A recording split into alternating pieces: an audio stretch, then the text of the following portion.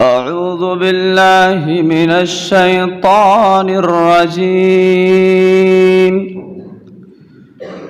بسم الله الرحمن الرحيم. ادع إلى سبيل ربك بالحكمة والموعظة الحسنة وجادلهم بالتي هي أحسن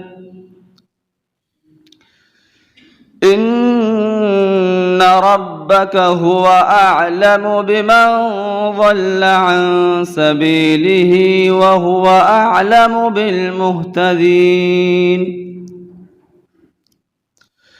وإن عاقبتم فعاقبوا بمثل ما عوقبتم به ولئن صبرتم لهو خير للصابرين.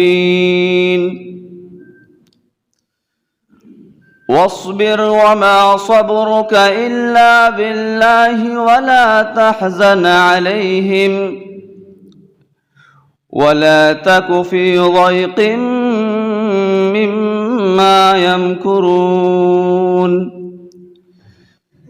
إن الله مع الذين اتقوا والذين هم محسنون.